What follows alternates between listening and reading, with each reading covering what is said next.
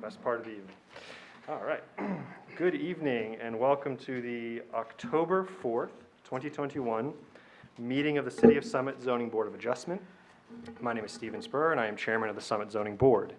In accordance with New Jersey Statute 10:4-10, adequate notice of this meeting has been provided to a newspaper of record and has been posted here in City Hall. This meeting is a judicial proceeding. Any questions or comments must be limited to the issues that are relevant to what the board may legally consider in reaching a decision, and decorum appropriate to a judicial hearing must be maintained at all times. For the benefit of the interested public, this meeting is being live streamed to the city's YouTube page and hometown television, though please note that individuals wishing to provide testimony must participate in person. In close consultation with the City Clerk's Office, as well as careful consideration of relevant CDC and NJDOH guidance, the following precautions have been adopted to protect board members, professionals, including city staff, applicants, members of the interested public, and others in consideration of ongoing public health concerns. First, all meeting attendees are required to wear a face mask, regardless of vaccination status, unless speaking as part of the formal proceeding.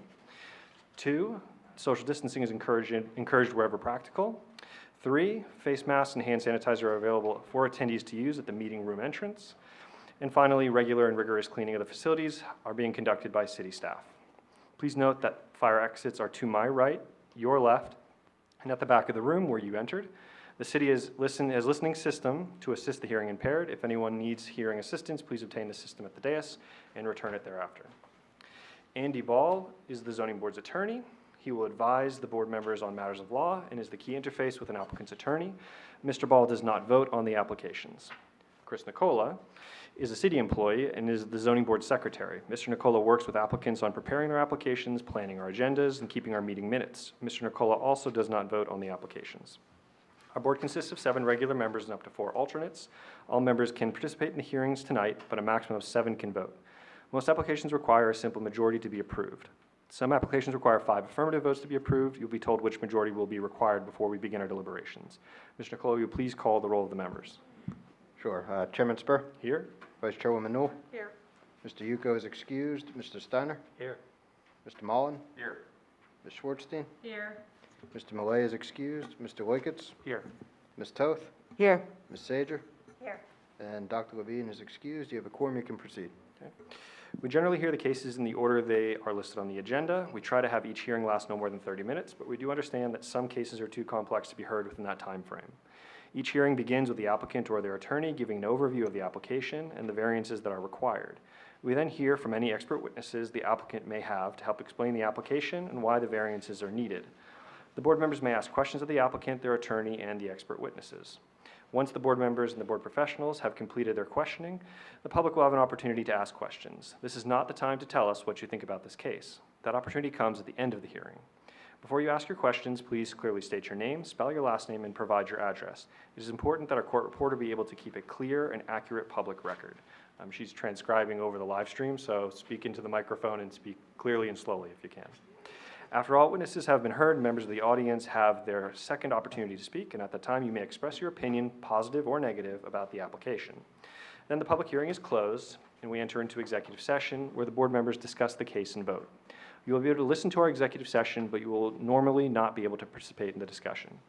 Most applications are heard and decided in the same evening. If a case requires additional information or testimony that cannot be presented tonight, we will carry your case to another date, and it will not be decided during this meeting. Krista Anderson, the city's zoning officer, has asked that I remind all applicants that they must read carefully the resolution that documents the zoning board's decision and to pay particular attention to the conditions contained in the resolution. For example, if a landscaping plan is required, you must obtain one and submit it to John Linson, the city's forester. If a grading plan is required, you must have one prepared by a civil engineer and submit 3 copies along with the application fee to the city's engineering division. Failure to satisfy all conditions in a resolution will result in a delay in approving your application, as it will cause extra work for city zoning staff. The resolutions documenting the board's decision will normally be available 1 month after we have decided the case. When I call your name, please tell me how many witnesses you have and whether you think you can complete your case with 30 minutes. We have 3 hearings this evening. First is Robert Halliburton and Joanne Blatchford at 8 Edgar Street. Would you mind just coming forward? One of you, just one of you is fine, thank you. And you'll just confirm for us, do you have an attorney with you or any expert witnesses? Our architect who is our Your architect. expert. Wonderful. Okay, thank you very much. Next will be Alan Pettit and Jennifer May Winters, 27 Ridgedale Avenue.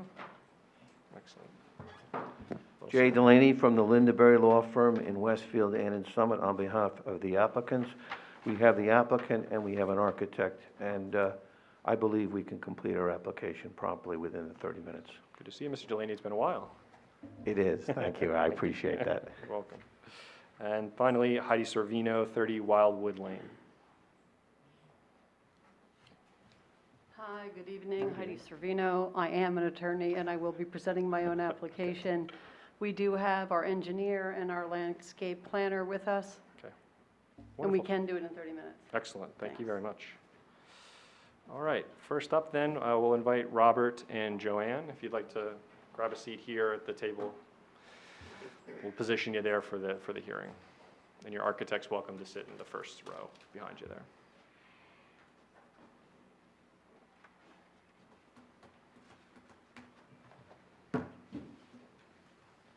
All right, so to begin, we're going to swear you in, and then we're going to ask you to provide just an introduction to the case. But first, the important part. Could each raise your right hand?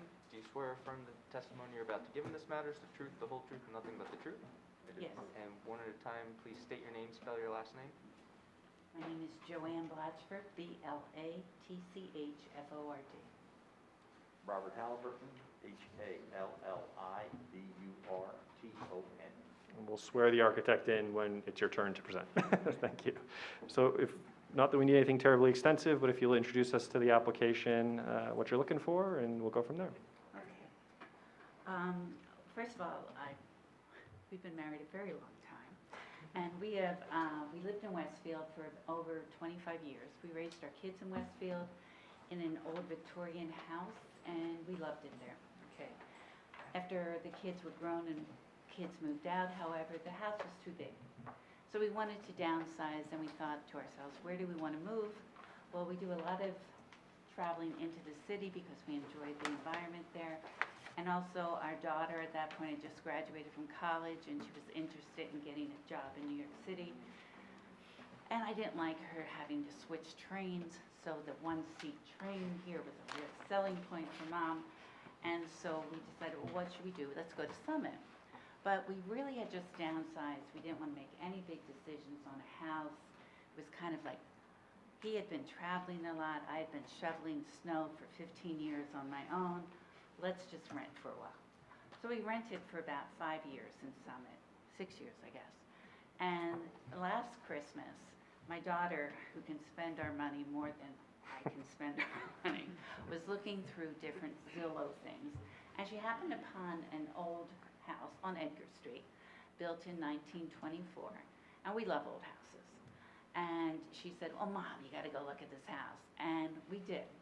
And both of us walked into this house, and both of us said, this is it. This is our forever home. And first of all, it had a front porch. It has a great fireplace inside. It has the character we love. It has a perfect little backyard that is extremely manageable. And it can, most of all, you can walk to town. And that is a huge thing in our lives. I grew up in Trenton. He grew up in Texas. But we both love the fact that you can walk into town and eat and drink and do whatever you want. Okay. So the big issues, though, in my vocabulary were that there was no powder room on the first floor, which is, as everyone knows, it's a thing. There's no central air conditioning, and as you get older, it gets harder to hear, especially with those window units. And the bedrooms upstairs are very small. And our kids are grown, but they do come back to visit quite a bit. Our son is here tonight. He's from Rockville, Maryland, and our daughter, as I said, lives in the city. So we need to have some space to allow them to come back, and upstairs is really small. So we wanted to enlarge the bedrooms on the second floor and to allow us also to have a bathroom, just a powder room really, on the first floor. So we met with Steve Majewski, and he came up with a plan as we walked through the house of what we could actually do with just extending 10 feet out into the yard over the patio, which is already covered, as you can see from the drawings. It's already non-permeable, I believe is the term, material. So if we could build straight up from there and just push it out to the back. And he said it could be worked, okay? And it is possible, structural-wise. And he led us through the things that we needed to do. And that's why we are here today, because we would like you to help us take this house into the 21st century. And we love it here, and we want to stay here. We like the house, and we just need it to be a tad more livable. And that's what I have to say. Steve can explain all of the variances that. Right. Yeah, we'll let him do the heavy lifting Yeah, for sure. because Don't we're- worry, yep. We're computer people. We know nothing about real things. Fair enough. No, thank you so much. Any questions from the board for the applicant? And then just checking in the audience here, is there any member of the interested public here for this application? All right then, hearing and seeing none. You're welcome to grab a seat there, switch with Steve, and we'll bring Steve forward. Whatever's more comfortable for you, either standing or sitting. I see you have an exhibit, so. Yep. Okay, if we have to switch, I will. Or they may hold the doors. I mean, you're okay right now. Here, you can put it in this chair.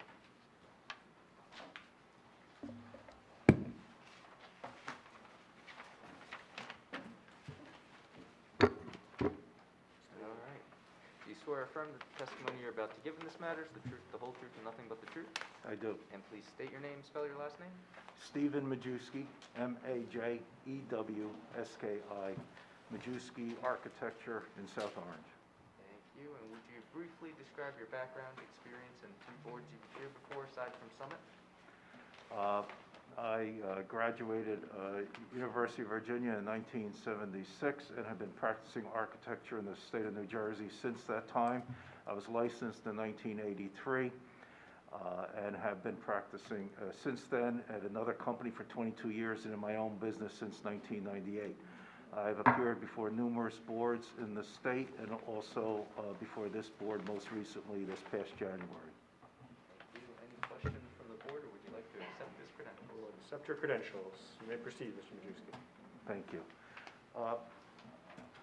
I think Mrs. Halliburton covered the aspects of why they would like to improve this house pretty well. So in order to address the rest of the application, just a little background how they came to call me. And of course, every time I start a project, especially in Summit, I want to review the zoning. So they sent me a copy of the old surveys while they were in process of purchasing the house. I, of course, discovered that there were a lot of challenges to the lot. It's an MF zone with the R5 requirements, and it's a very small lot. The survey says it's 40 by 120, but actually that's the street center. The right-of-way is only 100 feet, so it's only a 4,000 square foot lot, and the MF zone for a single family wants it to be 5,000, but this was built in 1924, this house. It appears to be in its original condition. The garage may or may not be quite that old, but the original garage that was built appears to have been put into that position, which is part of the challenge of this project. So, of course, I then met the Halliburtons and reviewed the program with them. So when I reviewed the program, I wanted to see if their requests were going to be reasonable to move forth and benefit for this house and for the future, and also for the zoning ordinances of Summit to see whether we have a case that can go forth. So we discovered we have a building coverage violation to start with, we have a FAR violation to start with, and that's based on a 4,000 square foot lot. Now, I then also looked at the neighborhood. So in my application, there are a number of photos, so I can introduce the photo board. These are a copy of the same photos that you have, just in law. The only addition on this page is just the part of the MF zone where they are at. Now, the reason it appears to Sorry, be... Mr. Majewski, could you just clarify, when were these photos taken, just for the I boards? took them earlier this year, Okay. a couple months ago, and there were probably a few photos taken more recently, but I took them myself. Okay, thank you. You want me to mark the board, or? Need the board marked, it's those same photos, up to you. Well, he added one thing, so we should mark it as A1. Mark it as A1. If you can mark A1, it would be great, yeah. Thank you, Mr. Majewski.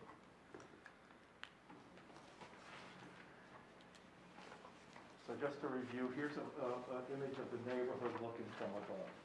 So when I surveyed the neighborhood to consider this project going forward, I found that there were a lot of large houses occupying the same small lot. Because if you look at the tax map for it, most of the lots across the street are also 40 by 100.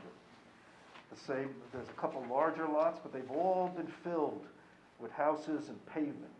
And I actually went and, before I review this more, I can pass out another photo I just got. This is from Google Maps. I got a photo from Bing Maps, which shows less tree cover. So I can give you that, and you can pass it around. You can see that the lots are pretty well covered. I can mark this. It's A2, I assume? Correct. Yes. A2? A2, please, yes.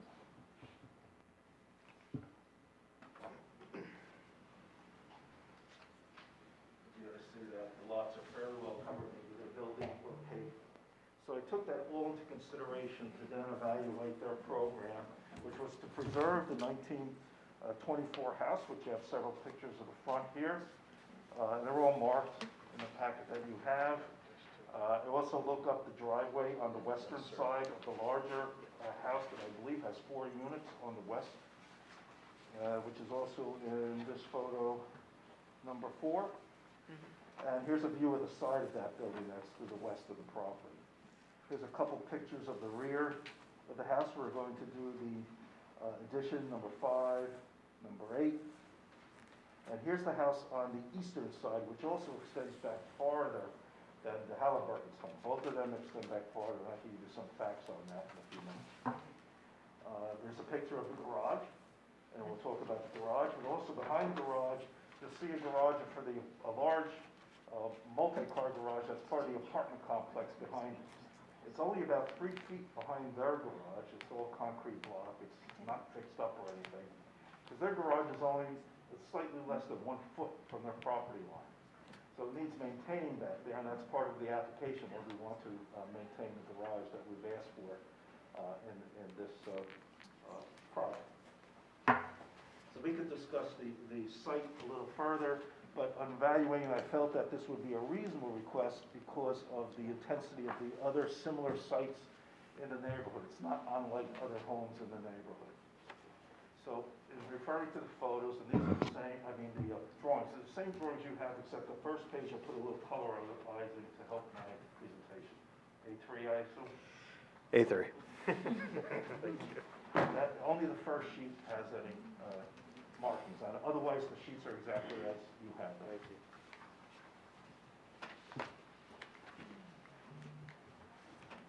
So we'll start with the conditions, which is the third sheet. PC1. PC1 shows the entire house. As you can see, if you review the piece that you have, the rooms are pretty small. They're not overly large, and that was one of the main reasons they came to me to probably try to improve this house and save it, because we felt it was a contributing house in the neighborhood. It has a great value, it has a lot of character, and it's one of the few original houses probably left that has that it contributes to this neighborhood. So just some facts about it. As you can see, the kitchen is only about just short of 9 by 12, and it has 5 openings in it, which greatly restricts the way this kitchen can be used. There's not a lot of cabinetry, and part of the goal, our planning was to make the kitchen better, relocate it, or develop it in the location it is. There's also no mudroom or powder room, as I believe Mrs. Halliburton said to you. Now, if you look at the bedrooms, what could be called the primary or master bedroom is very long and narrow. It's not even that long. It's only about 9 feet from front to back, and it's only about 16 feet long. Very difficult to locate a standard, even a queen-size bed in that room. You can barely pass in front of the foot of it to get to the other side. So it's not, and there's almost no closet space. The 2 bedrooms themselves, they're pretty small, but as you can see, 1 bedroom doesn't even have a closet. So in realty terms, they may not even technically call that a bedroom. So we're sort of working with a little over a 2-bedroom house here, and they're pretty small. Now, if you look at the bathroom, it's very odd in its placement. Part of the tub is covered by a wall. It's also a short tub. It's way antiquated for anything, any kind of modern standard for people to do it. But luckily, the Halliburtons have only taken on this challenge of improving this house, saving it for the neighborhood, and I felt that was a good reason to participate in this project and try to move it forward. knowing we would still have to come to the board. So what we did was, I looked at it in design, and we were going to continue the side walls to the rear, in line, not getting closer to the side, except for some, bays on the house, but a little closer to the side. And we also I didn't want to invade the rear yard and add another variance, so we adhered to the rear yard requirements, I believe. So, what we did was, actually, let's go to first sheet. First sheet has a floor plan. Outlined on my floor plan in yellow is the addition to the bath that relocates the kitchen from the place where it was, where there were like 5 openings. It gives a small porch that you can enter under the weather, so it's not raining on you. You get into the side, we have a mud area by the side door at that point. I tried to make the kitchen like a little less depth, but it wasn't getting quite enough space to achieve the function of the kitchen. So instead of bumping the entire addition back, I leave it pulled back at the entrance porch. We also needed to maintain a 1-car garage because the R5 zone would require a 1-car garage. This was a deficient 2-car garage. If you try to put 2 cars in the garage, there's no place to really try to get out the doors and no storage. So they were happy to have a 1-car garage, which complies, and we would make some clean storage on the side for lawn equipment, chairs, so these things could be put away for the winter. And we would upgrade the garage. Now the garage, the outside of it seems a pretty bad repair. But when you go inside, at some point in the past, someone actually changed all the roof structure. It's much newer wood inside, it's standard construction, the roof is not deficient. Mr. Halliburton, I also investigated the footings because we weren't sure whether we have to reconstruct the garage. So we can't get all the way down to the footings, but the little bit we were able to dig into the ground, it appears that someone at one point did some masonry restoration to stabilize the garage. So at this point, we don't feel that we need to actually do any foundations possibly, except maybe the frost wall, which is interior to the lot. We're not sure if there's a frost wall across the door. But part of the thing would be to improve the garage. I think one of the comments in the reports was about fire safety. Yes, the garage where it's too close to the sides needs fireproof sheathing. It might need something like hardy plank to make it more fireproof. Now the garage basically at the back has only a 1 foot, it's supposed to be 4 feet. And the western side is almost the 4 feet, it's 3.9. So we want to preserve the garage in the shape and size exactly where it is, and we would be upgrading it, especially for fire safety. Now, when we added to the first floor, then we added a master bedroom, which isn't large, it's about 12 by 14. So that's not a huge master bedroom, it's basically for a basic house, 12 by 14 is reasonable. We can rehabilitate the bathroom and get a small master bath. It would have a shower, 2 sinks, it's not overly large. And the good thing is we're gaining a better closet for a master, and the bedroom that did not have a closet, we're able to now put a closet into it. So architecturally, we felt that we were adding not a huge amount of space, but gaining something that would help preserve this house and keep it, and that's part of our aesthetics on the outside. We try to keep the detailing that's on the front of the house and bring it to the rear, try to make it match him aesthetically. There were several comments in the reports that we can go through when I review those. Now, I also looked at the neighboring houses. The house on the right side, or the western, I believe, actually sticks beyond our original house about 19 feet. It goes farther back. It's about 5 feet set in from the garage. So we're not going back that far. We're only going about 12 out of the 19. So that house, that large house, still sticks out about 7 feet more than our request. The house on the eastern side also sticks beyond. It's a 1-story. And it's about 16 feet behind our current house before we build the addition on. So when we put the addition on, it still goes about 4 feet further to the rear yard. So we felt that we were not, we were going in terms of being similar to what the other house is and not even going as far. So we felt that what we were adding to this house would be reasonable and not overly large and would improve the house a little bit. Page A2, you can see on the elevations, The setback, the main body of the addition, the house complies at 8 feet, I think 7 feet required. It's the bays that we get for architectural detail that go to about a little over 6 feet, almost, no, not quite 7 feet. They need the variance because they intrude less than 7 feet. But we felt that they were a good architectural feature when they had some relief on this side of the house. The side towards the driveway basically matches the architecture. And on the back, we also put a projecting bay which complies with the rear setback. And we thought that would also be an architectural detail, even though there's no one in the back to see it. There's the garages from the apartment complex. Again, it'd be nice for this house and helps make the house look like it was a coherent construction from the original times. That was the intention. So overall, we think we've come up with a reasonable sized project that's in keeping with the neighborhood, helps preserve a house, and we felt that it would, the violations that occur, even though they're significant, they're not unlike other homes in the neighborhood, and we felt that and also if it was 5,000 square foot lot, like it should be, floor area ratio would basically comply. It would be at the 45% for the zone, which is, I felt a good reason to, felt that we could ask for this. Building coverage only goes up a little because the raised terrace is considered building coverage.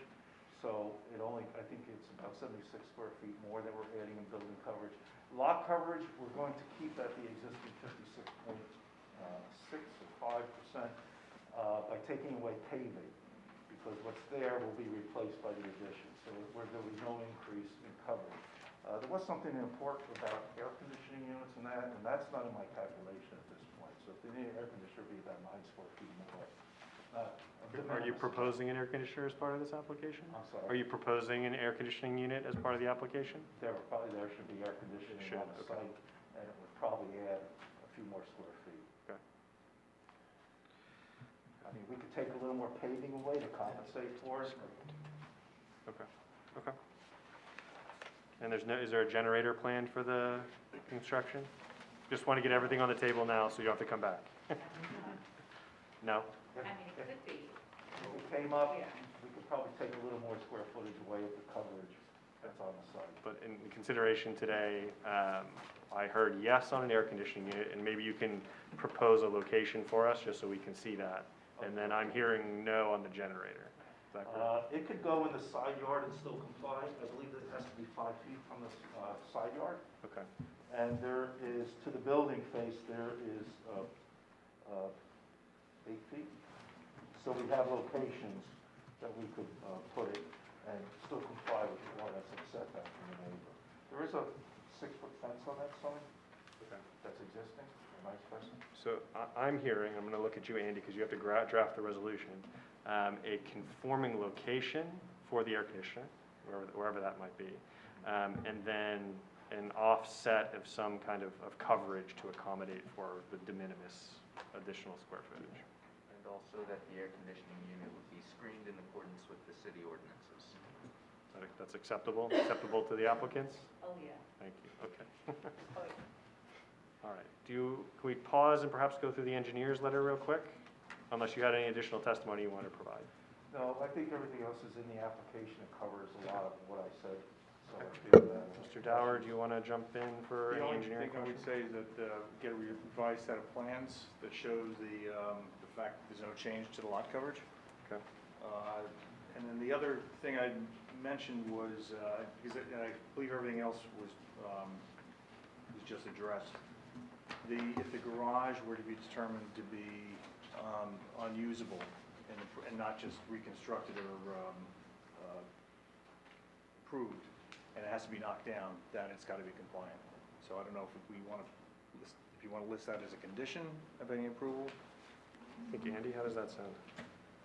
Sounds fine to me. That seems to be the indication in the testimony is that the garage will not be entirely demolished. We'll just note that as a condition. That's the intent, it appears right now, that it doesn't have to be, and I don't think we'd want to do that. We just want to improve the finishes, Okay. and it appears now that the foundations are adequate enough to build on. We're not anticipating that. Okay. Though, I think There is no place to move it to on the lot. It right, would make it so the car couldn't get into the garage, right. to shift it. There's basically no square footage left in the lot to move it to. So we You- have you to s- reconstruct Right. it. You seem to suggest a high degree of confidence that this can be rehabilitated. Okay, and we'll work with you to ensure in the resolution language that it is acceptably flexible, but it's our intent to assume rehabilitation, not reconstruction. If full reconstruction were to be required, you'd likely return back to the board for acceptance for another permission. Okay, okay. It'll be a tough one. We had 180 mailings for this one. Thank Because of the you. apartment complex. That's right. Okay, anything else in the engineer's letter, stormwater management, Well, I anything? think you addressed that. There wasn't, originally there was gonna be an increase of more than the 300 square feet that's pretty much allowed as far as de minimis. And my understanding is from the applicant that they're not gonna change the impervious coverage. They're gonna reduce some of the asphalt to pavement so that there's no increase. Yeah, what happened was, the grading plan that came from the engineer, I reviewed it and realized they hadn't reduced the coverage as per our plan. Gotcha. And I thought they were mailing me the revision, because they sent me the revision, the review, Mhm. but they sent me the old version. Uh-huh. And I did turn that into Chris Nicola earlier in the week, the newer version. And of course, when it gets a real application, it'll be resubmitted for review. Right. Do we need to enter that as an exhibit this evening? Yeah, I would put it in as A4. Okay, so that additional document we'll submit as A4. Yeah. Okay. And the board has seen Correct it. one, they sent me the wrong one, signed sealed. Okay, okay. Anything else, Mr. Dower, you want to raise? That was it. And unless the applicant objects, we would condition the application on acceptance of the engineer's letter, which is just a standard condition for the applications. Just accepting, acknowledging his observations as the engineer and some of the items that we had discussed prior. So, okay, so that's a standard condition. Any questions for the architect, engineer? He's doing it all tonight. Go ahead, Scott. Yes, what's going under the addition? It looks like from the elevations, there's some space, it's not a slab on grade. So what, is there a crawl space or some proposed usable space underneath the rear part of the addition? Crawl space was, Okay. my last discussions were still crawl space under there. But will there be any windows into that space? No. No, okay.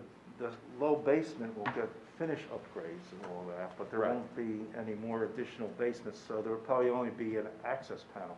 Okay. And I'm not sure whether the access from the inside or from the outside yet. All right. Because it's close to the floor ground. Thank you. Other questions?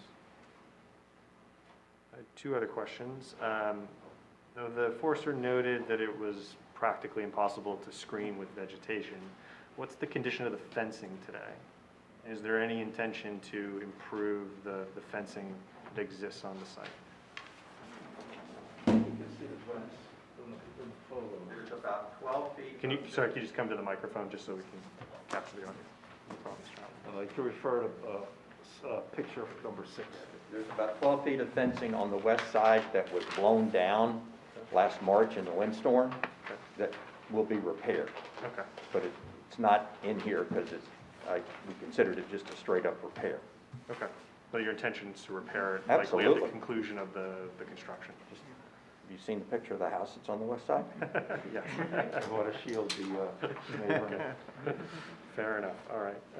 The other question I had was solar panels. I think I saw in the Bing photograph, are there solar panels on the property right The now? photos were before the solar panels were removed. They Okay, they've removed since it as been part of removed, the okay. closing. The solar panels were removed as a condition of us buying the house. Ah, It was okay. screwing up the roof.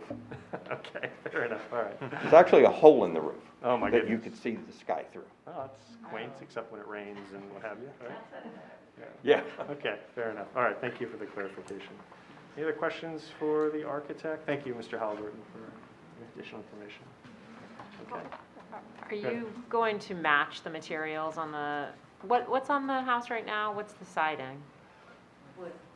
There's two different sidings there's a different siding on the lower part and on the upper. If you look at photo number 5, you can see it.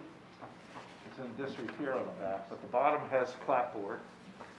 I can't remember its shape or profile. And the upper part has a shingle. So in our proposal, on sheet A2, maybe the graphics aren't clear, but I think we're going to try to match what was there and continue the architecture of the different siding. But- That was in the suggestions, I thought this. Yeah, you'll match it, and the same with the garage, it'll be most likely wood. It has to be durable for the fireproofing. It's probably going to be hardy Hardy, plank okay, or something like okay. that to look like shingles. But not vinyl. Okay. I don't think so. It's actually hard to get vinyl right now. Okay. I mean, we really, when I said we leveled the house, Would you mind just coming to the microphone? Sorry. I have a, I have a tour minister. Oh, sorry, I'm sorry. So I use my spokesperson. All right, your spokesman, the Right, Texan. I'm Yes, allowed sir. to speak freely. You are, please. Yeah, we wouldn't put vinyl up. Okay. So I think we would just condition the application on the use of Sure. substantially similar material. How would you, what language would you use? Yeah. Consistent material, is that the? Consistent and. A traditional, the siding will appear traditional in design, but it has to be durable because of the closest to the back, Of course, for the, Yeah. you know, the for garage maintenance especially. and for fire rating. So we would probably put the same on all four sides, so it's probably gonna be something like hardy plank. Okay. That looks like traditional Yeah, siding. we won't use what's currently there because it literally is indoor paneling Right, that's on. nailed to the studs. Okay, all right. The two sides close to the property line require fire code sheetrock on the inside. Okay. So Andy and I were just quickly discussing as well, we'd like to condition the application on the fencing repair, which is your intent, but just to put that into the resolution to be clear. And then, Mr. Majewski, with respect to the D variance, we just want to make sure that we are clear, articulate the proofs necessary. Is your opinion that this lot can accommodate the requested overages with respect to building Sorry, I coverage? didn't get that last part. Can the lot accommodate the requested overages for Yes. building coverage and FAR? Yes. Okay. The floor area ratio,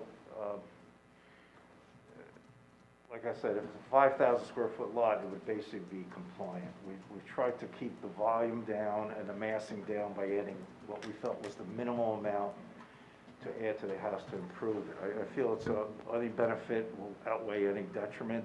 There's no neighbors in the backyard to feel that they're being intruded on.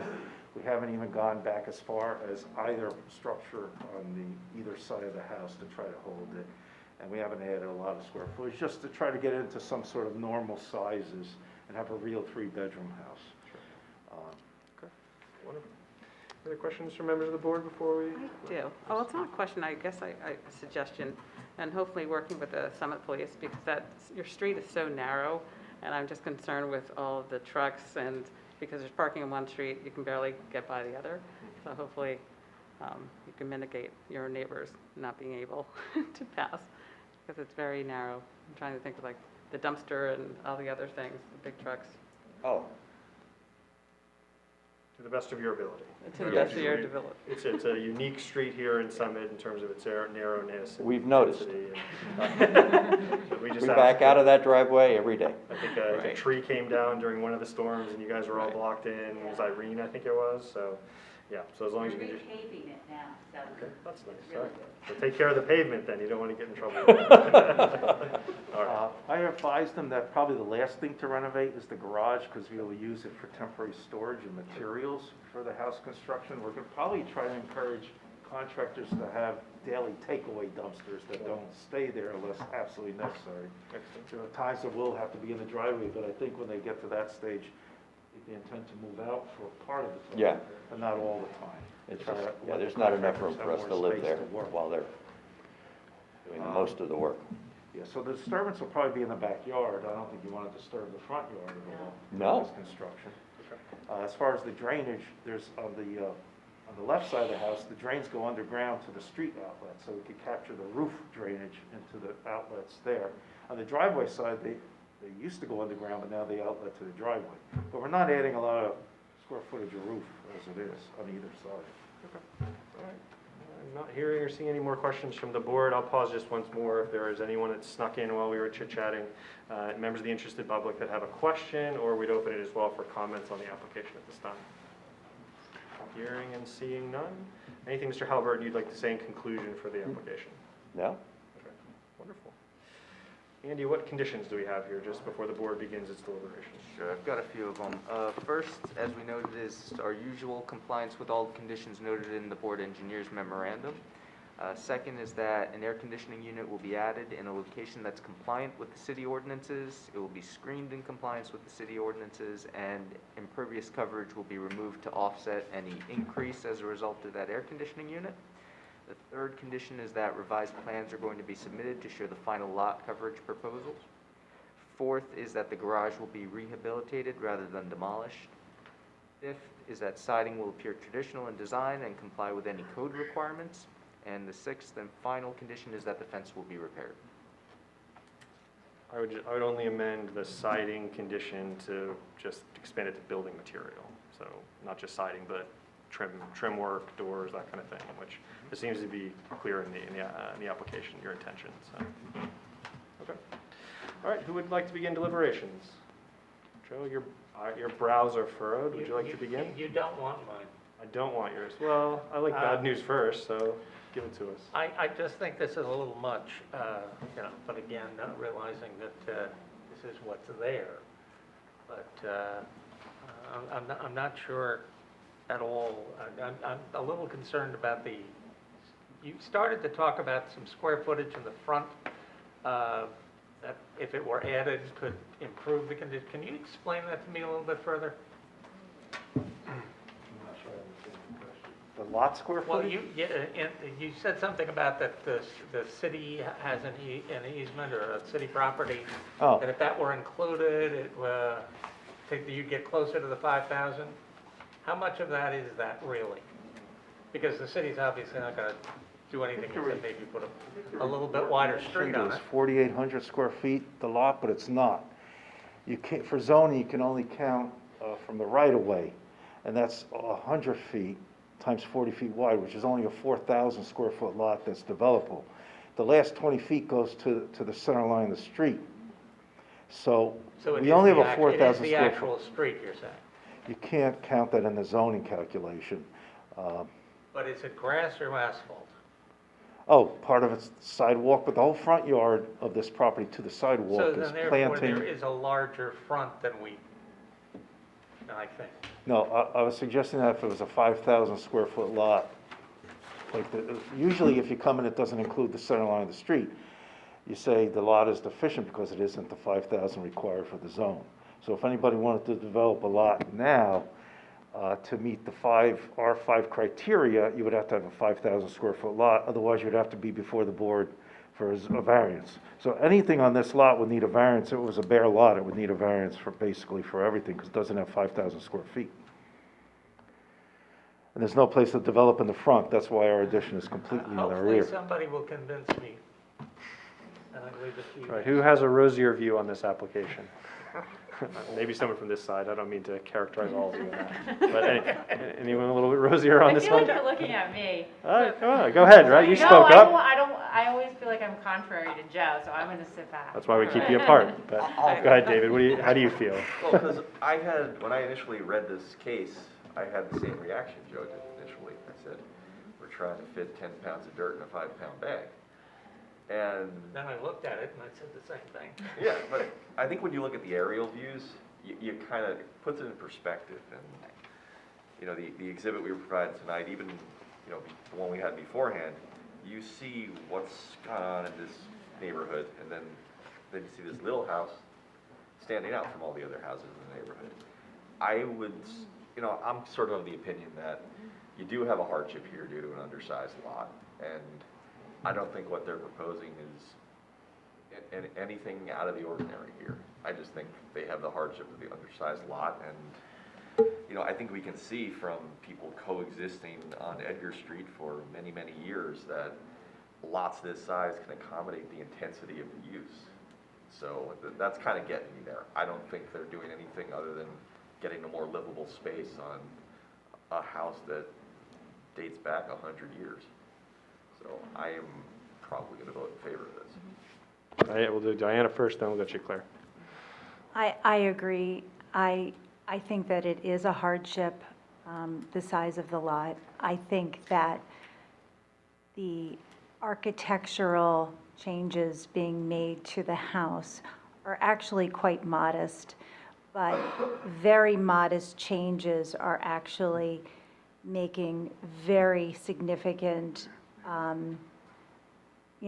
almost revolutionizing the way that this family will be able to live within the space. And I think that the small tweaks of just the little bump outs on the outside are going to, really positively impact the architectural look of the house and keep it, in keeping with the historical, kind of, time of the house. I think, the architect is treating it very well. I think it's not nearly as big as some of its neighbors, even though it's the same size lot. I could, support this application. Our representative from Historic Preservation, Ms. Toth? Well, that's not what I was going, I do think the addition oozes charm, but that's not dispositive here. Mr. Majewski did steal some of my thunder because I did the math for what the coverage would be if this were a 5,000 square lot. And I got 44% impervious coverage, where 45% is the max allowed. And also note that they are reducing slightly the impervious coverage. For the building coverage, allowed is 20, they're going to be at 32.5. On a 5,000 square foot lot, you'd be splitting the difference at 26. So again, that goes to, this really is a hardship, and they are doing, as Ms. Sager said, very modestly sized additions to make a lot of internal changes. I can support this. And just as a reminder, the D variance requires 5 affirmative votes. That's correct. We're creeping up on 5, Mr. Loikitz. I think the most important part of this application is the variance that they're not going after. The one they're not asking for is the rear yard setback. To me, the fact that they're staying within the 30 feet, so they're maximizing that envelope between where the house is and where they can go and getting the most out of it, that's why I would be in favor of this.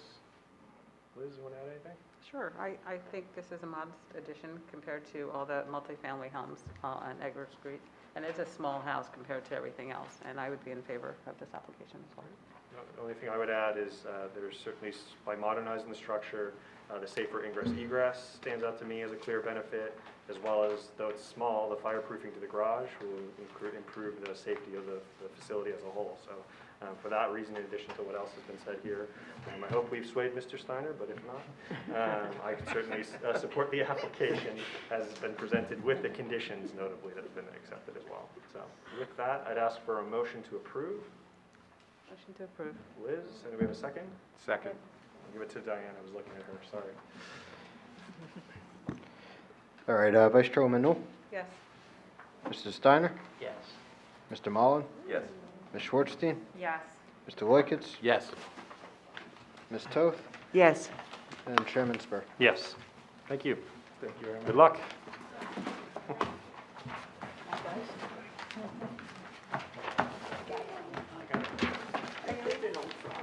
Sorry. Is Ridgedale the second one? What? Yes, Ridgedale, sir.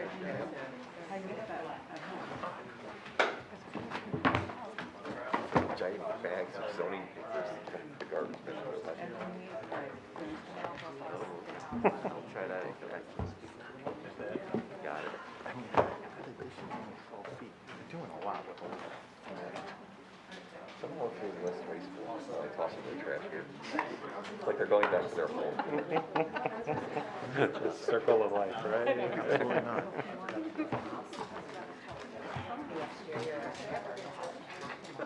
Right. Or as we were talking about before, someone just come along, buy 2 lots, and then make it a house that's modern and usable, right? And no one wants that. This is a better alternative than that.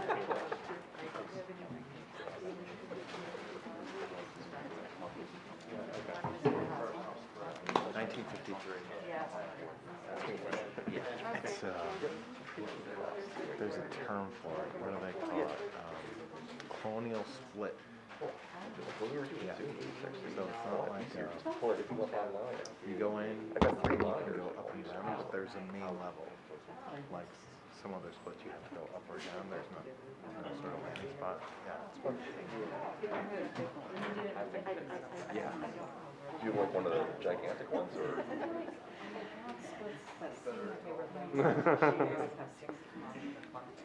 See how the next No, round you're goes, right, yeah. they did a lot of splits in the 60s, but I think they started in earnest in the 50s. All right, next, Yeah. Oh, also no treasure yeah, kind of fun to do. All right, we'll move next to 27 Ridgedale Avenue, noting that Mr. Steiner is recusing himself from participation as a member of the board in the application. And Mr. Delaney, if you'd like to begin, we'd welcome you to do so. Thank you, Mr. Chair. Jay Delaney from the law firm of Lindenberry, McCormick, Estabrook, and Cooper in Summit and in Westfield, on behalf of the applicants, Alan Pettit and Jennifer May Winters, 27 Ridgedale Avenue in Summit. And picking up on the chair's comment earlier, it's great to see all of you again. It really is. My wife sits on the planning board in Morristown, and hopefully they'll become enlightened and start having meetings live. But it's a sort of a split in the state right now, but it's great to be with you. This application is relatively modest, as set forth in the notice. It's a second floor addition on a house, not a lot of disturbance. We have the applicants here. We also have the architect here to testify. The variances are set forth in Krista Anderson's September 28th report. They're relatively modest. You have the FRA of 37.5 versus 35%. You have some modest side yard and rear yards, and then you have an existing patio. Since we're doing the construction, we'd like to have that ratified as well. We have served the notice, and we published it. We submitted our affidavit of service. I assume it's all in order, and that's that. Also, Mr. Chair, as I said to your lawyer, I would ask that every board member certify on the record that they have no relationship with my firm. I know that sounds ridiculous, but unfortunately, in an application we had in Morristown, one of my partners, previous partners, had done a will for a board member, and we disclosed it, no conflict.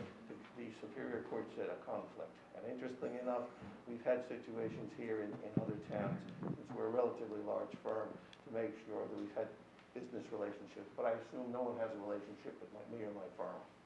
Anyone have a relationship with?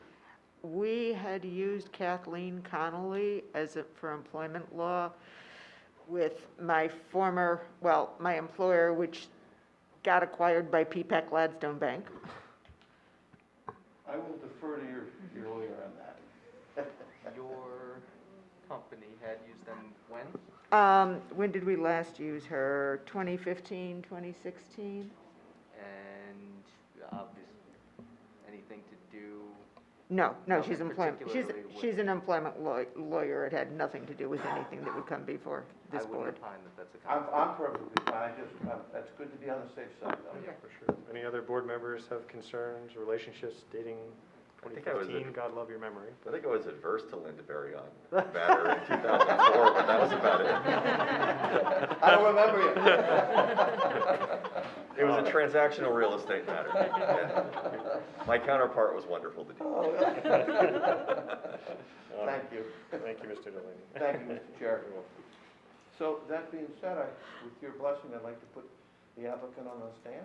We would welcome that. Yep.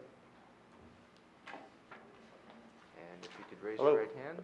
Do you swear or affirm that the testimony you're about to give in this matter is the truth, the whole truth, and nothing but the truth? I do. And please state your name, spell your last name. Alan Pettit, P-E-T-I-T-T. Thank you. Mr. Pettit, you live where? 27 Ridgedale And Avenue. how long have you lived there? A little less than 3.5 years. And your wife is here with you tonight? Yes. So if we need the 18, we can bring the 18? Exactly. Okay. Oh, thank you. And you tell the board briefly what you'd like to do with respect to this application. Well, first of all, I'd love to say we love Summit. We moved out here from New York City, again, 3.5 years ago. We love our street. The neighborhood's great. Summit's just a great town, and we both work in the city, trains, as the previous applicant mentioned. So it's great. Like everyone else, space is an issue, right? It's a 3-bedroom house. I have 2 children from a prior marriage, teenagers. They live with their mother in Basking Ridge, and they are with us every other weekend, and they need their bedrooms. Some good news, we about 15 months ago, had a baby daughter, little Olivia. When she came home, kicked my son Braden out of his room for a nursery, and now Braden is habitating down in the finished basement, which is fine with him, but not ideal. So the idea is to, and we've seen this on other houses on the street. There's actually one construction going up about 50 yards down on the other side right now, doing the same exact thing, just going up over 3/4 of the main living space to put in a master bedroom and a suite up there for us, and then 3 bedrooms on the first floor for the kids. I'm from a family of 9 kids, a lot of brothers and sisters, a lot of nieces and nephews. Jenny has 2 brothers with 5 kids total, under 10 at this point, and people like to visit. So again, space is an issue. So that's the impetus behind the plan, is to just go straight up, very minimal impact to the lot. And again, there's a lot of houses on that street that are either in construction or have gone up to a 2nd level, similar to what we would like to do. And there's a patio on the site, There is a patio on the site. and it's been existing? Yes, when we bought the house, it was probably about I can't remember the dimensions, but it was small. We looked into putting a deck on the house that first year we were there for outdoor entertaining, decided against that, and decided to expand that patio. I got a contractor to do that patio work. I asked him if I needed any kind of a permit or anything. He said, I've never had to get a permit to do patio work, but you better call the town. So I called the town, the building department. Do I need to get a permit to expand a patio? No, you do not. And that was the end of the conversation, not knowing that obviously there's setback zoning, things that should have been considered at the time that weren't.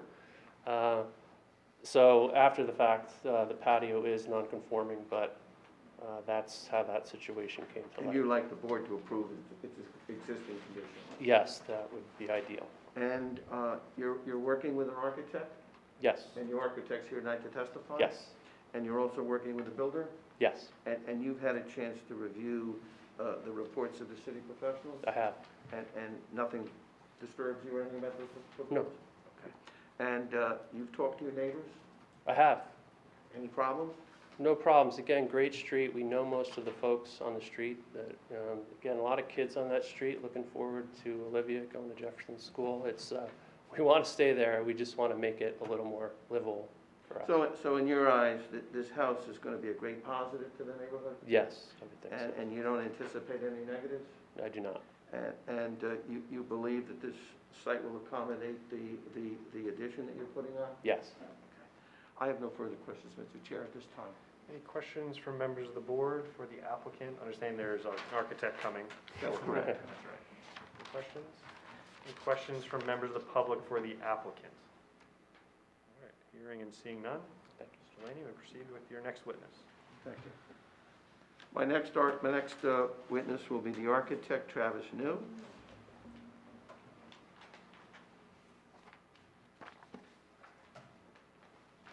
I'll swear you in first, Mr. New. If you could raise your right hand, do you swear or affirm that the testimony you're about to give in this matter is the truth, the whole truth, and nothing but the truth? I do. And please state your name, spell your last name. Travis New, N-E-W. Thank you. And can you briefly describe your background, experience, and 3 boards you've appeared before aside from Summit?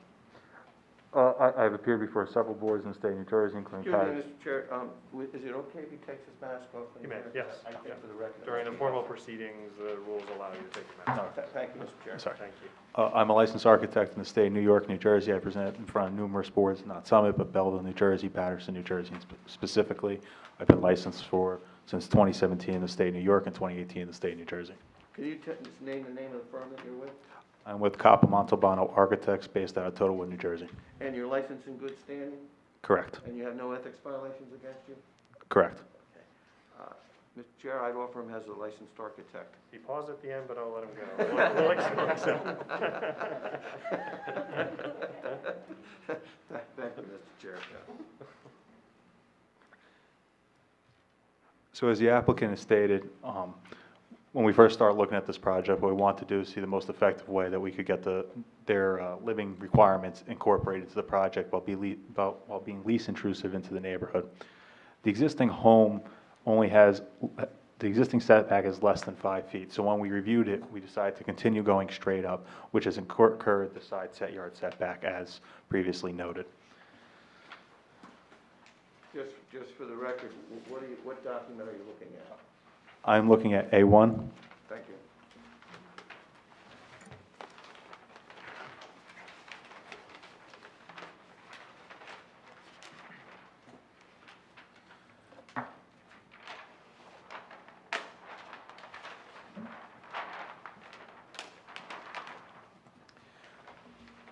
So what you can see we did is the garage is currently a split level halfway up. We've taken the primary form of the living volume and have raised it up and given the home 2 bay windows to accent architecturally with the rest of the neighborhood.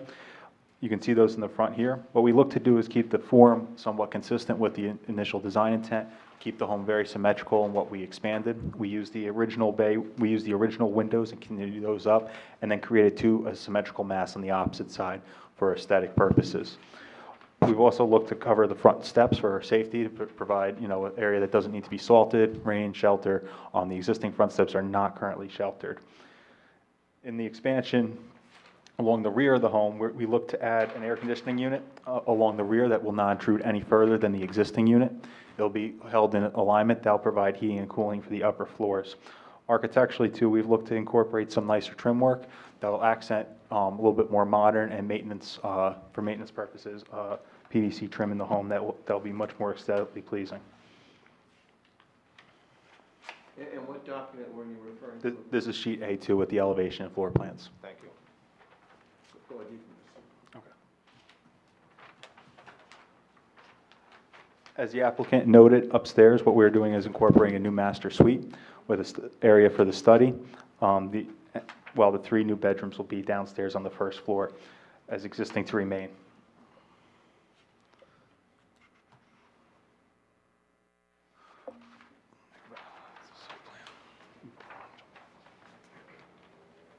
Looking at the site plan here, going back to sheet A1, one of the critical things in considering the addition is we did not increase the building area or the building coverage with the new home on the lot. The current building is being built directly above with only minor bump outs along the front, resulting in the minor floor area ratio increase that we are looking to request.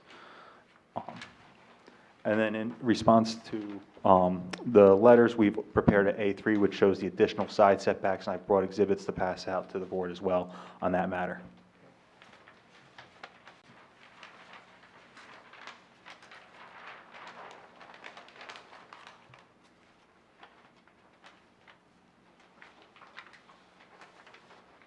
Mr. Nicola, how would you like to handle this? I guess we should mark A3 as A1 for our purposes. Exhibit A1, that is. And I would like one if there's an extra one. Only if there's an extra one, though. Thank you.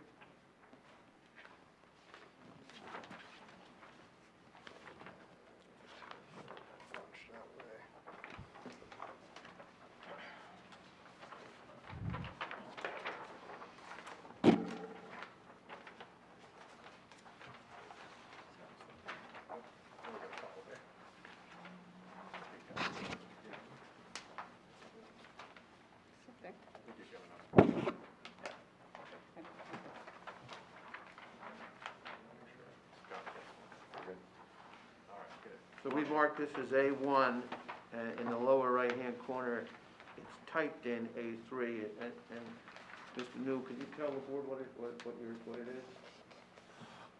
These two additional elevations were in response to the township review and the construction letters and some of the other letters that we received.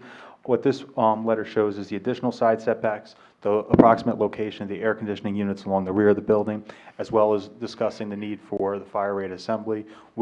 At the owner's option, we will look to include either windows above the bed that will be part of the fire rate assembly, which are a different type of window and construction method than a typical window. But we did include that as a potential to address the concerns of the building department.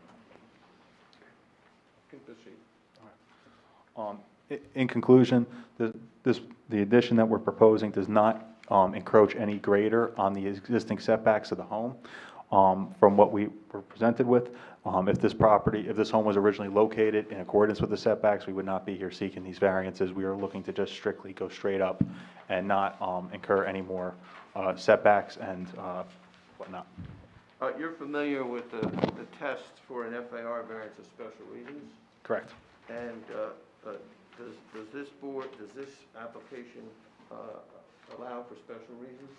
It does. The lot in question is one of the smallest lots on its street. The adjacent lot, every other lot is significantly larger as well.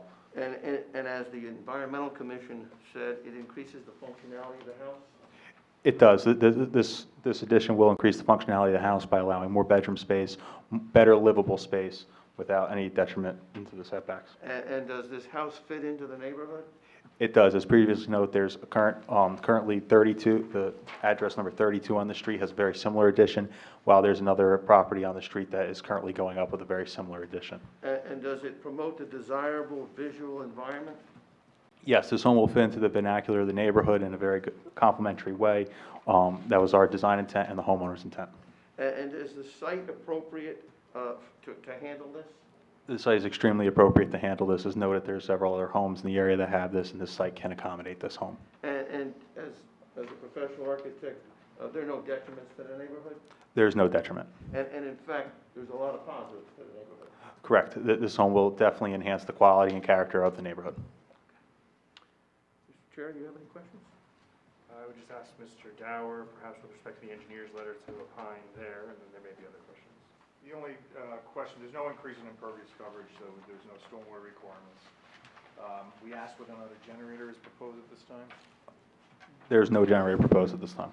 And there was a question regarding whether or not the patio was raised and would be included in the building coverage per the ordinance.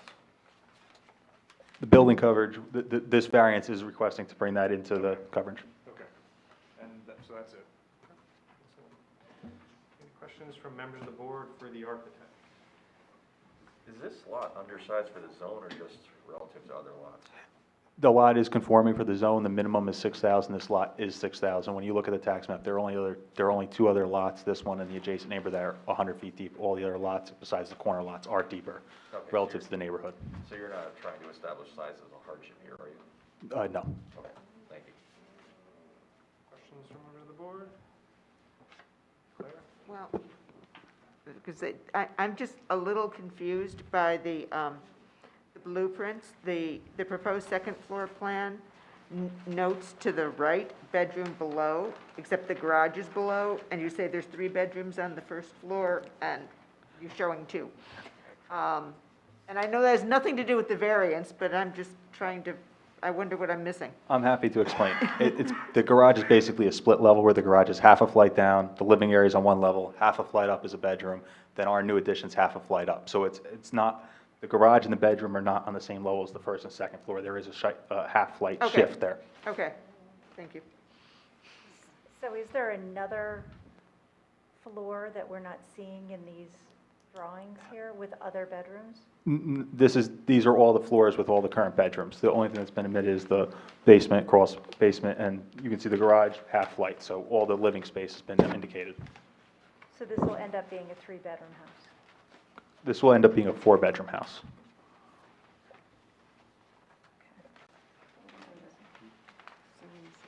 Is anything changing on the first floor? No. Okay. Let the record reflect that the applicant said no. Diana, do you want him to show you the 4 bedrooms? He's the So architect. there's the master, there's 2 bedrooms next to the living room, and then where's the 4th? Above the garage is the 4th. So the garage is half a flight lower than the living floor plan. Then you go up half a flight from the living floor with a bedroom over the garage, then half a flight up to our new proposed master. Those are the 4. Okay. Questions from members of the board? I would just ask, Mr. New, if you could opine on the Historic Preservation Commission's comments regarding the 6/6 windows and the alignment of the windows.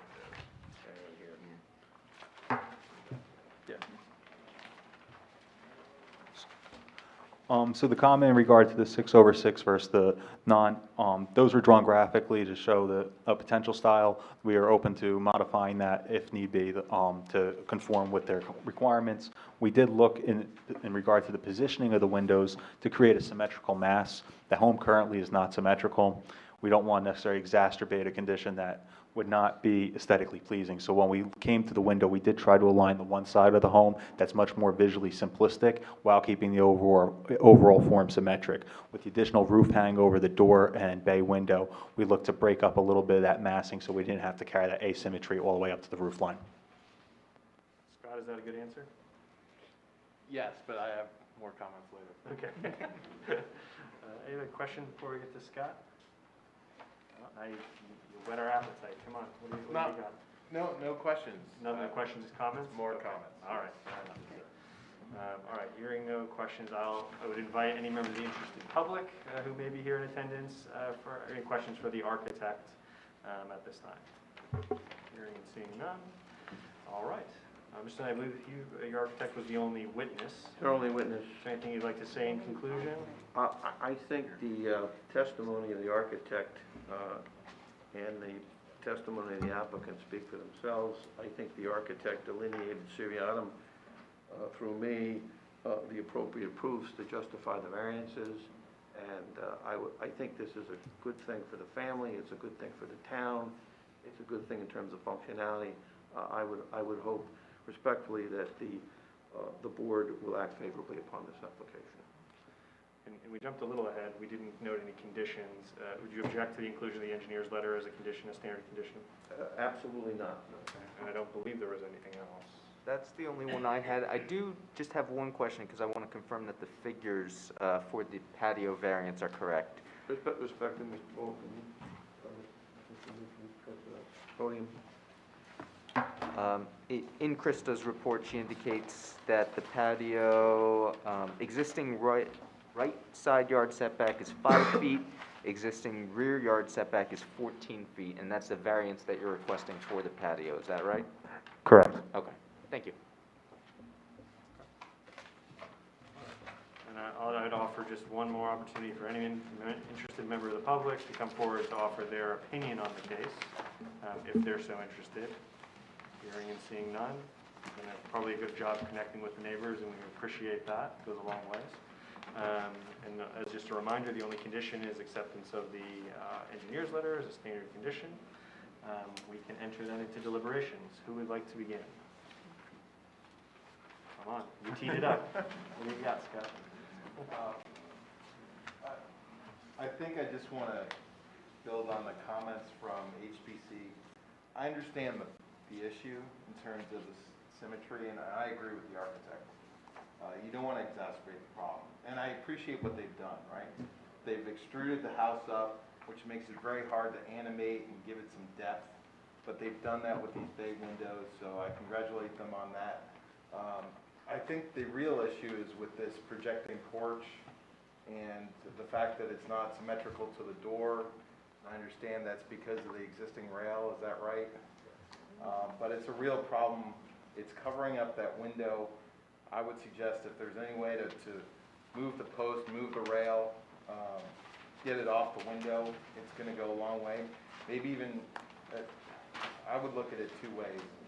Either shrink that entire structure that's projecting, or reduce the depth of those panels so they don't intersect with that covered porch. Because I feel like there's too many things intersecting at once in that corner, and it's taking away from everything else that you're doing that's positive to the house. clean that up a little bit, I think it would go a long way towards getting you what you want.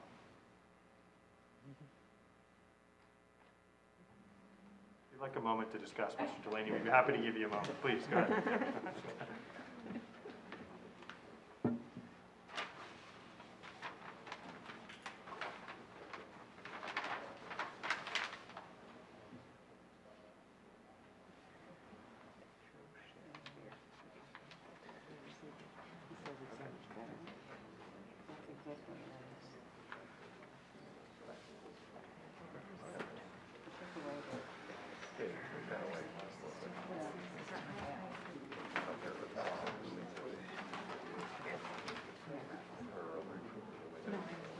I'll show you.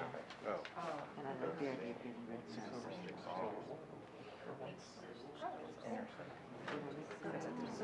Whatever. So they haven't chance to fix it. I don't want to do it, they should try to fix it. Right, because they're mainly the ones. Right, yeah. Fix over. What do you think, Mr. New?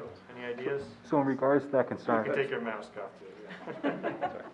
In regards to the concerns highlighted, the covered porch was something that we had put into it. We are more than happy to lose that to keep the pure aesthetic of the home with the massing and the doors, and to really highlight the massing that we'd come up with for the new addition, to simplify that so that it's not as complex and more open.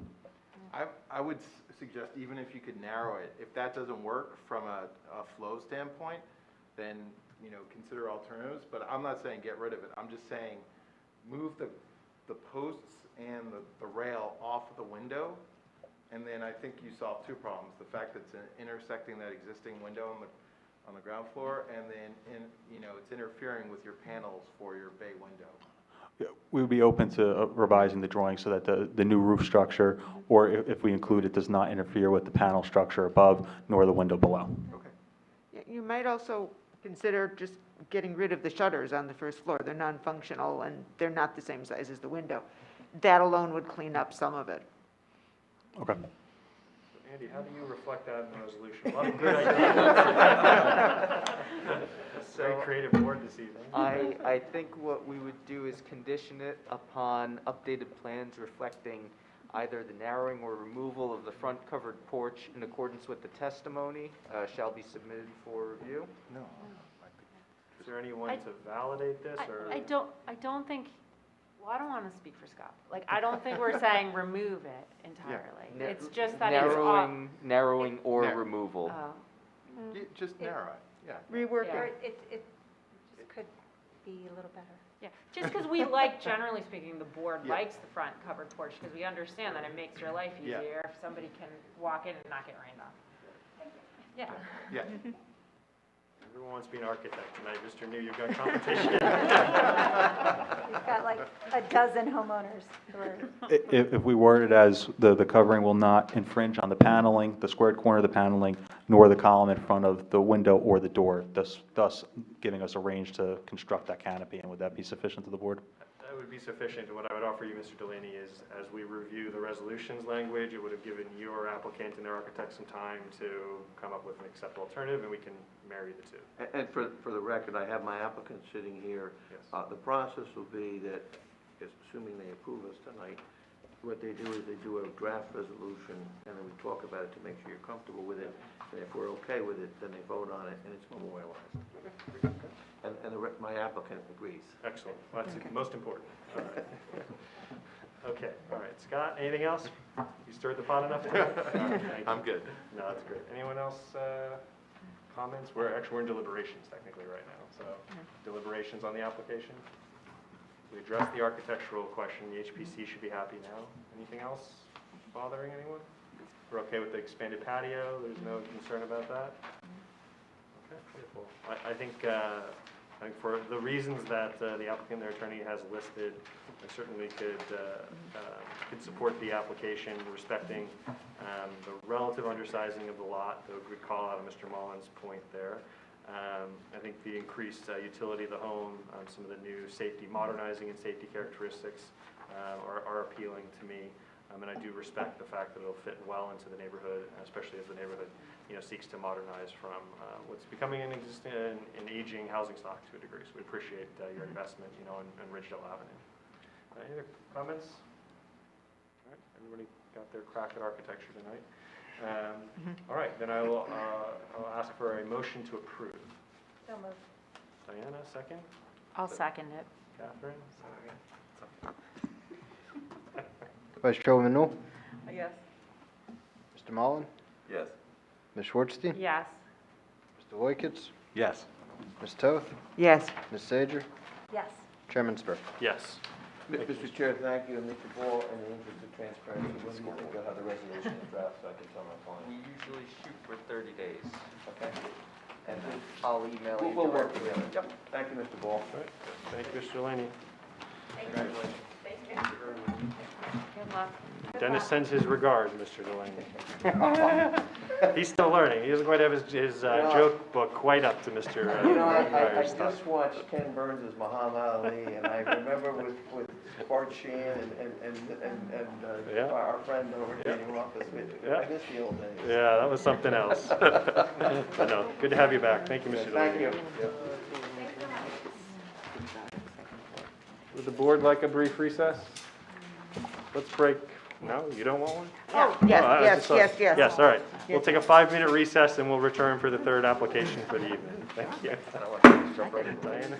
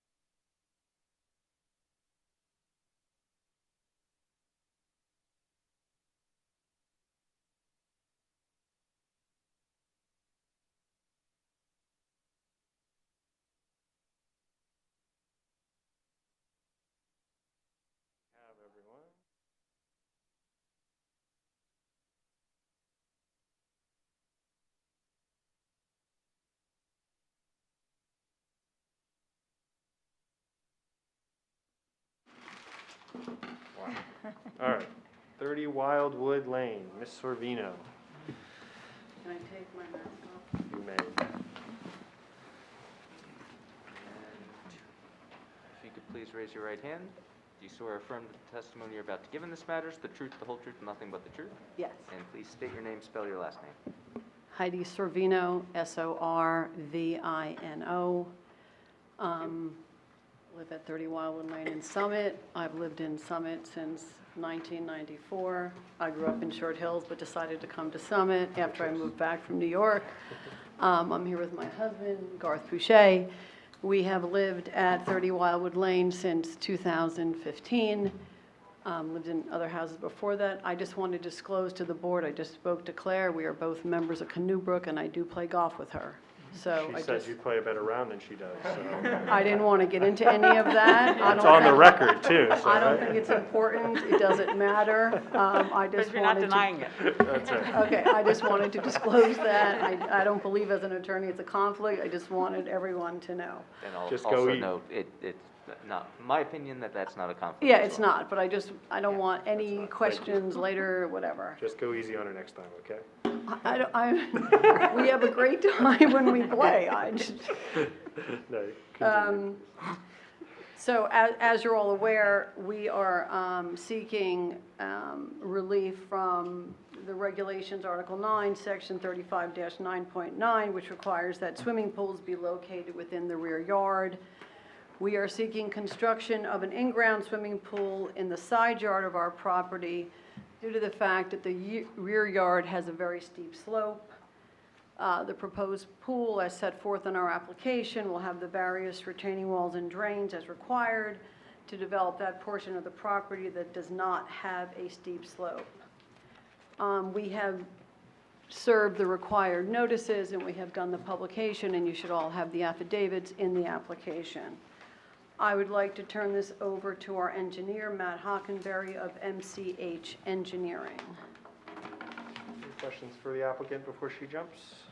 All right, we'll hear from her. Thank you. All right.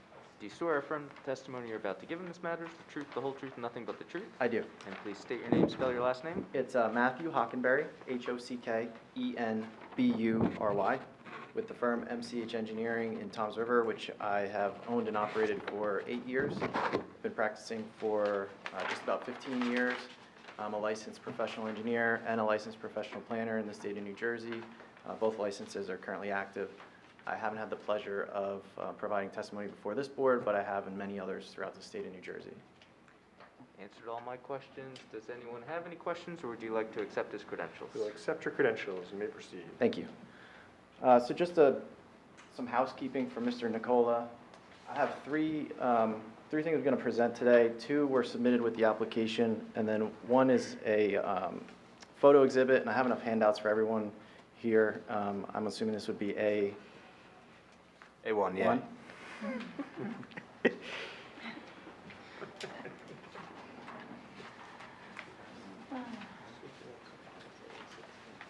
22. Thank you. Keep everyone on their toes.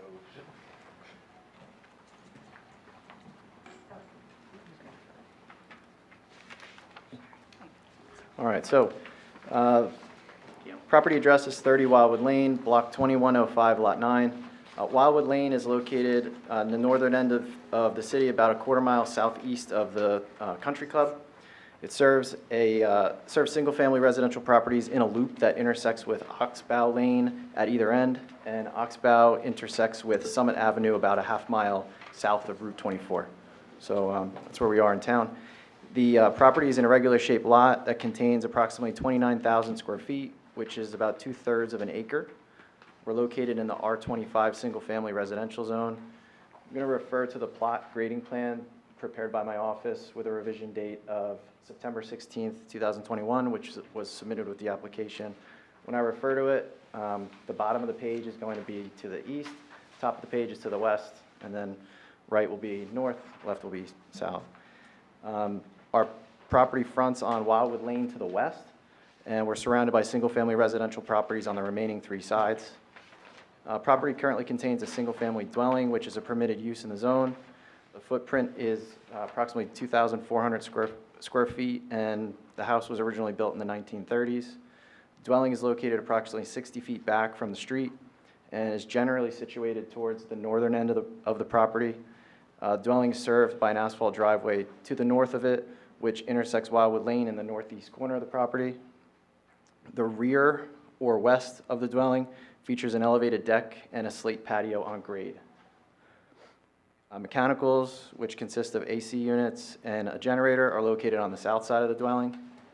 And in our front yard or to the east, the property features a series of walkways and a masonry stair that provides access to either Wildwood Lane or to the driveway to the north. Like many properties in this area, this one features steep slopes and topography that varies quite a bit. Along the 120 feet of frontage, Wildwood Lane itself varies from elevation 92 at the northern end to 100 at the southern end, so the road changes about 8 vertical feet just along our frontage. The front 20 feet or so of the property grades up steeply from the street elevation. So if you were walking by this property, as you can see in photo 1 that I just handed you, you would see about a 7 to 9 foot high vegetated hill with a masonry stair that's built into that hill. The dwelling finished floor is located at elevation 106, and again, the road is down in the 90s. Where the driveway intersects Wildwood Lane, grade is 92, and then that driveway slopes up to approximately grade 97, where there's a 3-car garage side entry located below the dwelling finished floor.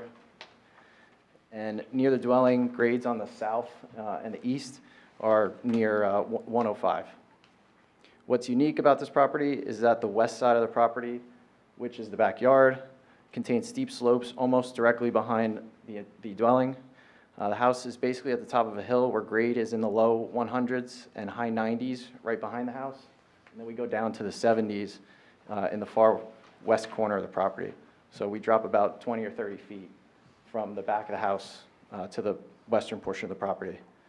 The backyard is lawn for about 30 to 40 feet, where it transitions to woods for the remainder to the west. The steep slopes start approximately 25 feet off the rear of the dwelling and 10 feet behind the deck. So meaning that the applicant has 2/3 of an acre property with a backyard that's really only usable for about 25 feet. The flattest and most usable portion of the property is located to the south of the dwelling, which would be considered the left side yard. It's currently maintained as lawn. Grades in this area vary from 103 at the low end to 107 at the high end. And the slopes in this area are at 7 to 10% compared to 33% in the western portion of the site. Like many homeowners these days, the applicant decided it's time to enhance their existing yard. So they started working with a landscape design build contractor to develop a layout which features a couple things. One is a refurbished rear patio consisting of the removal of that existing slate patio behind the house and replacement with a permeable paver patio. Second is a 16-foot by 28-foot pavilion structure with an outdoor kitchen and fireplace, which would be to the west of this new permeable patio. They want to remove the front walkway out to Wildwood and reconfigure it so that it comes down towards the driveway, towards the north. And they're proposing a 16-foot by 32-foot in-ground pool. The refurbished patio and pavilion were able to be located in the rear yard where there was enough room to install them before we hit the steep slopes. So the applicant submitted an application to the city for construction of those items, and it was approved, and construction is underway on those items. However, unfortunately, there's no room in the remainder of the rear yard for a pool without major disturbance to steep slopes and tree removal. So therefore, the pool was proposed to be located to that area to the south of the dwelling, which is considered to be a side yard. And as the applicant pointed out, we require a variance for that. Section 35-9.9P only allows for swimming pools in the rear yard. In this side yard, along with the pool, the applicant's proposing a 1,000 square foot paver patio surrounding that pool. Based on existing grades in the area, the pool and patio are located around elevation 105. So what we're doing is cutting into grade on the east side of the site and filling it on the west side. We're going to put a retaining wall around the entire pool structure that would be no more than 30 inches above grade so as to avoid the need for railings. We're proposing a 9-foot wide lawn area in between the pool and the retaining wall on the east side. All areas outside the retaining wall and along the perimeter of all the improvements will be landscaped for a width of about 5 feet. So we're going to surround the entire, all the improvements with 5 foot of a landscape strip. Outside this landscape perimeter will be a minimum 4-foot high aluminum picket fence, which would meet pool enclosure requirements. Proposed pool equipment would be located on the south side of the pool area. Based on feedback from the zoning officer, we will revise the plans to incorporate a 4-foot high fence around the proposed pool equipment. There's a series of stepping stone pavers which will provide access to the pavilion, from the pavilion to the pool area. And then at the front of the dwelling, we're proposing again to remove those masonry stairs that were cut into that front slope. Overall, the improvements were designed to minimize disturbance to existing topography, specifically steep slope areas. The limit of the improvements towards the rear of the property basically align with the existing deck that's there. By utilizing retaining wall structures, we've done our best to maintain existing grade elevations and drainage patterns outside of our footprint of development. And in order to mitigate the anticipated increase in runoff associated with the proposed improvements, we have proposed 3 separate 1,000-gallon seepage pits. Each pit will be 7 foot in diameter by 5 feet deep, will be installed in a 9-foot by 9-foot excavation surrounded by gravel. Seepage pit number 1 is located in the southwest corner. Seepage pit number 2 is kind of in the middle to the west of the improvements. And seepage pit number 3 is the northwest corner of the improvements. Seepage pits 1 and 2 would receive runoff from the proposed pool patio as well as overland flow with swales. Seepage pit number 3 will receive runoff from an under drain that was installed underneath the permeable paver patio. The pavilion gutters will also be directed to this pit. Seepage pits have been designed to exceed the city's requirement to store volume generated by 3 inches of rain over the increase in impervious surfaces. And this was done while considering the permeable pavers as impervious. So they're permeable, they have 18 inches of stone below them, but we considered them impervious in our calculations. The limit of disturbance includes not only improvements, but the areas disturbed by construction equipment. And around this limit of disturbance, we'll have a super silt fence on the downstream side of the property to protect neighboring properties from soil erosion. A stabilized construction entrance is proposed along the northern end of the deck from the asphalt driveway to provide access to the site. And all areas outside the fence will consist of lawn and grass and will be stabilized and revegetated in accordance with state standards for soil erosion and sediment control. From a planning standpoint, the variance again is required for locating the pool within the side yard, where it's only permitted in the rear yard.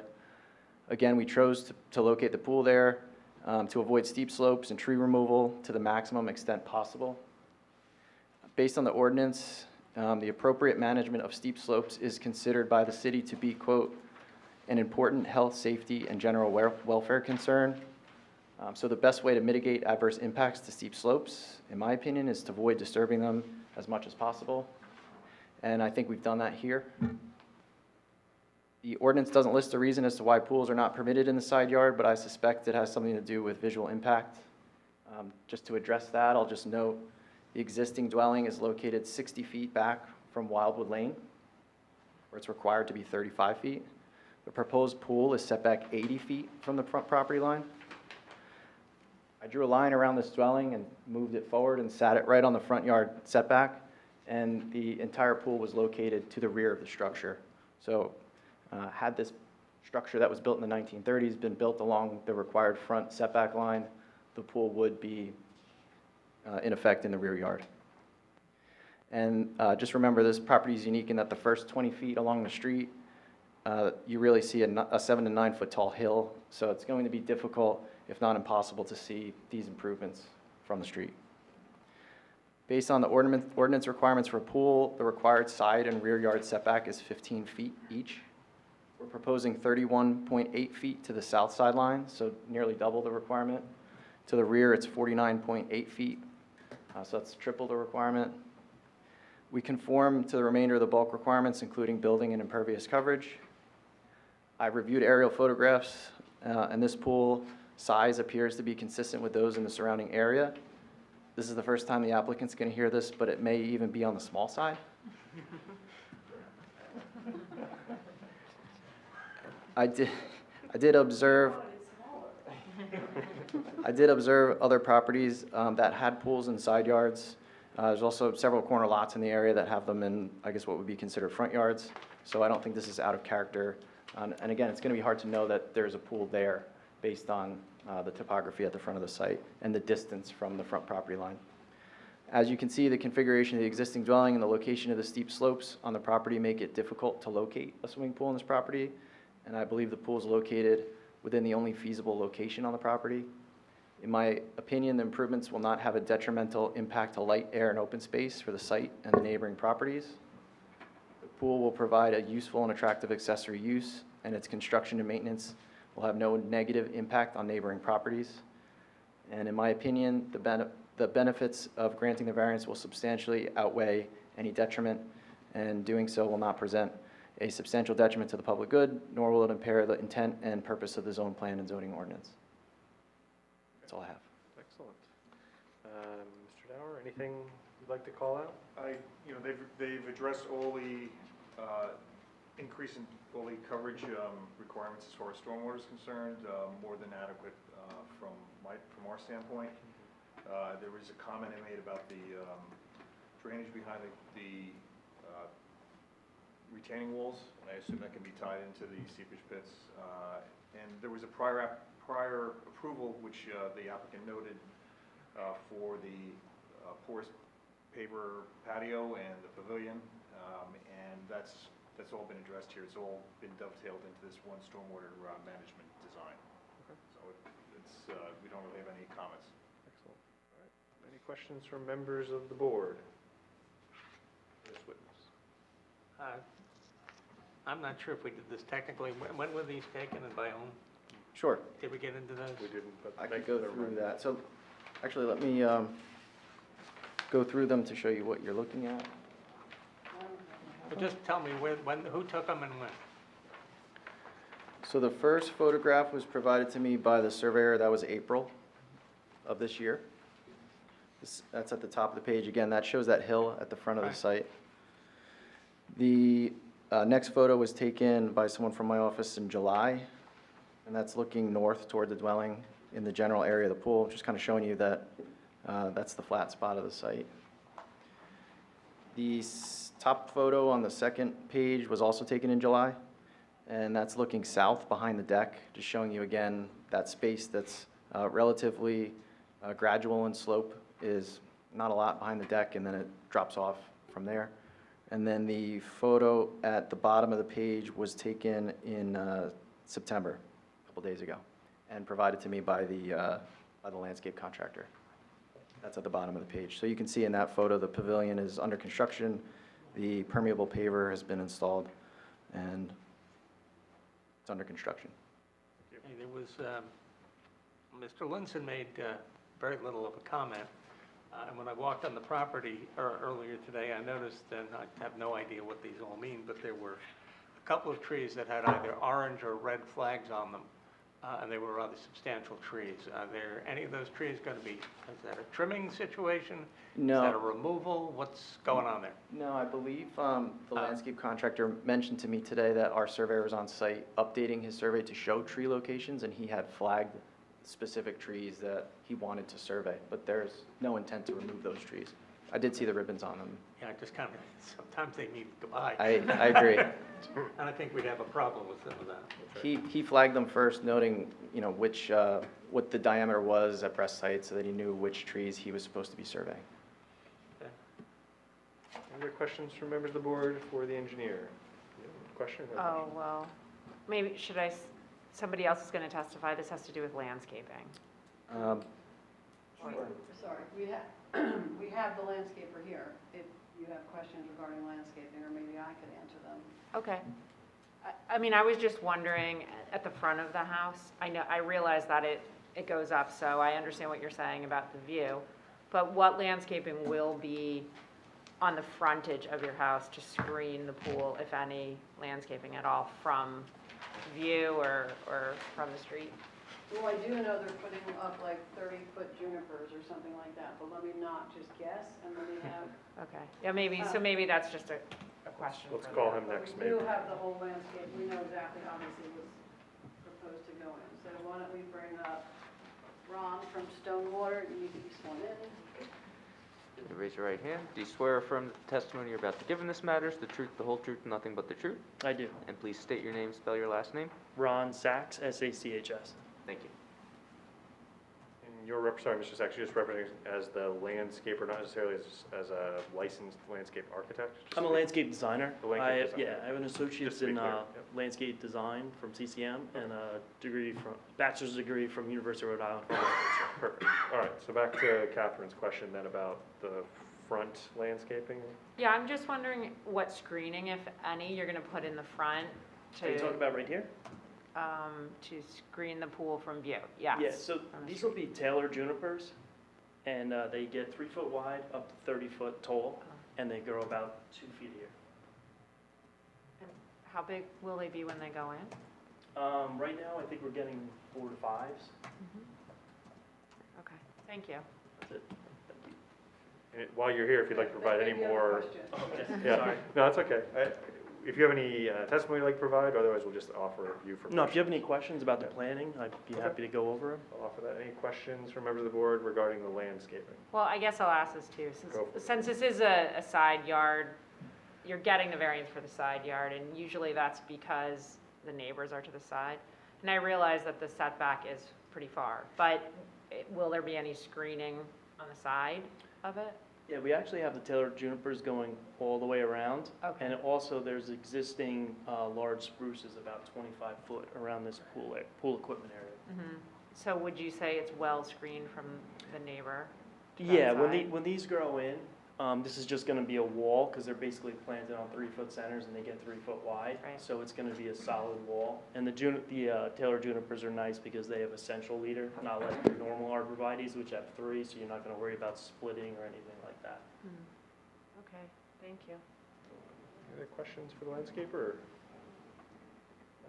Okay, thanks for being here. Yeah, fair enough. And Mr. Vino, you had one more witness, I believe? No, we just have everybody here in case anyone had questions, so that's also the pool designer is Pool here. designer. So. All right. We can pause. Are there any questions for the pool designer? Thank you for bringing everyone though. I just wanted to be thorough and complete, because I didn't realize my golf game was going to be called into question. So I just thought I'd have everybody else. And I'll note that there appears to be no members of the interested public here in the audience today. If there's anyone in the lobby that wants to ask a question or comment, but no, just to note that, it's just the applicant, her husband, and her professionals. So with that, barring any further questions from the board, seeing none, anything you'd like to say in conclusion regarding the application? Just thank you for hearing us, and we appreciate your time. Okay, and then with regard to conditions, acceptance of the engineer's letter? That's the only one I have noted. Okay, yes.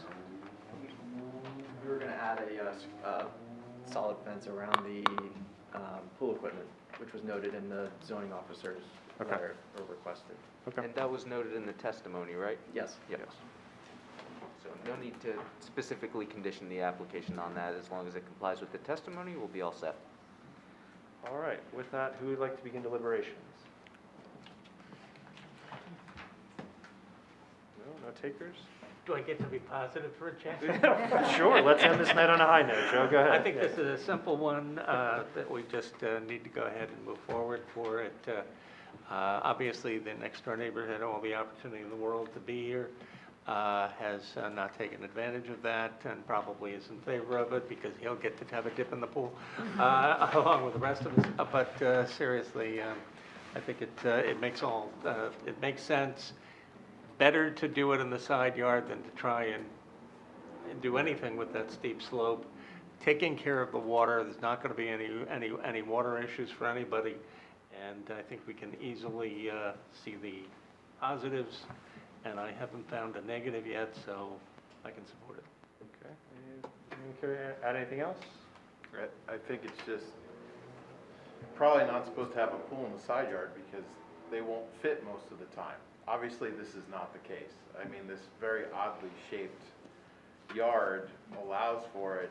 I think they're doing the right thing too, so I would support the application. Any further? Don't need to squeeze any more juice out of this lemon, but yeah, I agree. No need to disturb the steep slopes. The irregular shaped lot, though, can be viewed as a hardship. In this case, actually works favorably towards the improvement that's being sought. And then I would call out as a particular benefit for the application, the stormwater management improvements that were lovingly referred to by Mr. Dower as more than adequate, which is quite a compliment. So with that, I could certainly approve the application as well with the condition noted. Do we have a motion to approve? So, Mr. Mullen, a second? Second. Sager, is a second. Chris, you give us a roll? Yeah, Vice Chairman Newell, Yes. Mr. Steiner, Yes. Mr. Mullen, Yes. Ms. Schwartzstein, Yes. Mr. Loiketz, Yes. Ms. Toth, Yes. and Chairman Spur. Yes. Thank you, Mr. Beeman. Thank you very much. You're welcome. All right, Chris has for us 4 resolutions for memorialization. No? That got taken off. You took No, them off? revised. Oh, this is my old one, sorry. There you go. Then the only other item for discussion was the annual report. Yeah, That's the one? correct. We'll be doing double duty on resolutions next meeting, and the annual report was circulated for everybody. And don't have to address everything now, but if you want to start, putting thoughts together, So for anyone that hasn't been involved in the annual report process, what Chris has prepared is a summary of all the cases we've heard in the year. What I would ask you to do is, I'm the lucky one that actually has to author this thing. What it is a summary of recommendations we have to the planning board or to the governing body for potential amendments to the DRO or just generally their conduct as policy-making bodies. So it's typically no more than 3 to 5 items that we call out that we hope that they ingest. Sometimes they do, sometimes they don't. And the timeline for that is we would want to approve the annual report ideally in the first meeting of December is about the target we're shooting for. yeah, sooner if possible. If not, December's great. That's right. And we can share it with the governing body and the planning board at that time.